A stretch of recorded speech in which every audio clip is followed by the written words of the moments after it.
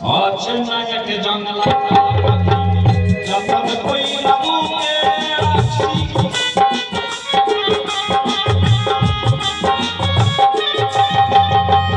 অচেনা এক জঙ্গলা পাখি যতন কইরা বুকে রাখছি বুকের পাতর আইকা সাজায় অন্যের ঘরে সাজায় অন্যের ঘরে আমি বড়ই স্বার্থ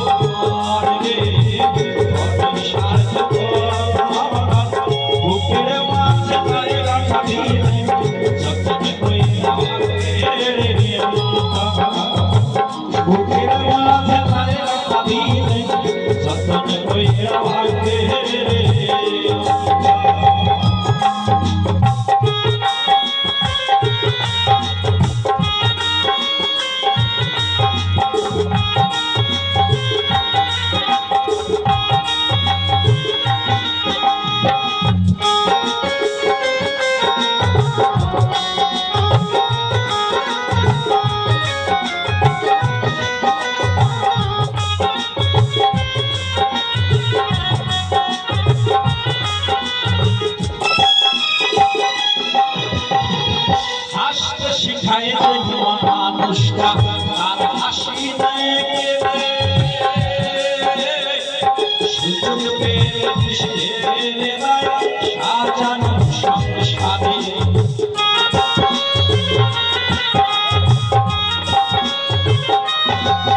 ও হাসতে শিখায় যে মানুষটা আর হাসি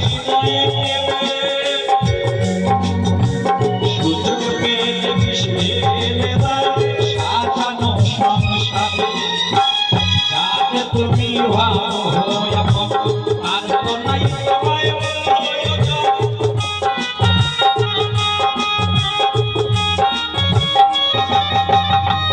যাতে তুমি ভালো আর তো নাই তোমায় তোমার বুকে রাইখা মাথা আছে কবর রে আছে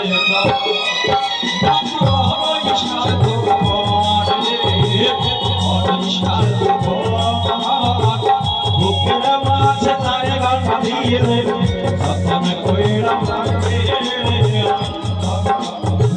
বুকের মাঝে তাই গাঁথা দিয়ে যতন কইরা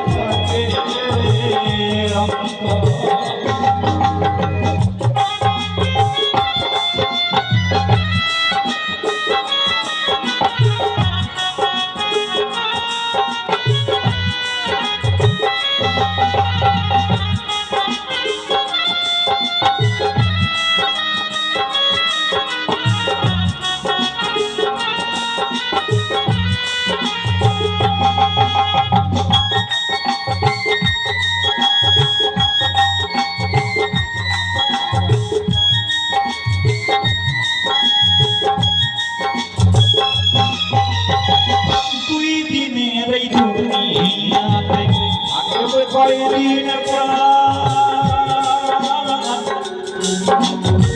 তবু কেন স্বার্থের জন্য মানুষ হইবে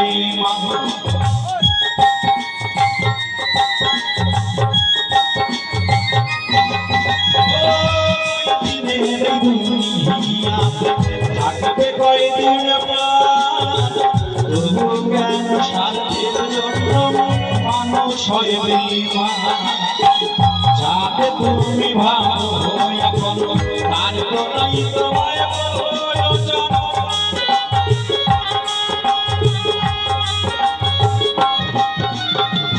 যাতে তুমি ভালো এখন তার নাই তোমায় প্রয়োজন তোমার বুকে রাইখা মাথা ঘুরতাছে কবরে ঘুরতাছে কবরে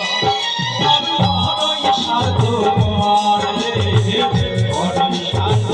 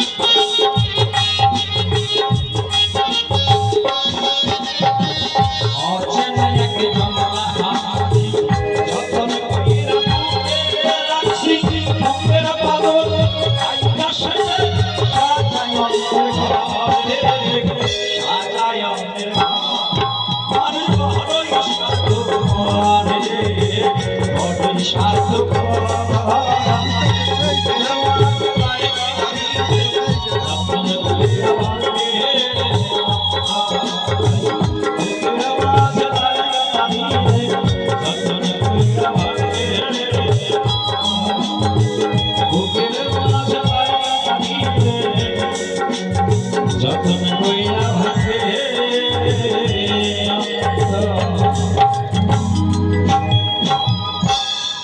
বাবা যাই হোক, এবার প্রশ্নের জবাবটা হয়ে যাক, তারপর উনি আবার আসবে, গানও হবে, কথা হবে না। আর আর কোনো গান না করে বর্তমানে প্রশ্নের জবাবটা হোক, তারপরে আবার আসবে আমার বিপক্ষের শিল্পী, মানে বর্তমানে আমার এই আসরের শিষ্য। আমরা কেউ কারো গুরু নয়, কেউ কারো শিষ্য নয়। শুনুন আসল বিষয়, এটা একটা আমাদের একটা অভিনয়। একজনের গুরু হয়, একজন শিষ্য হয়।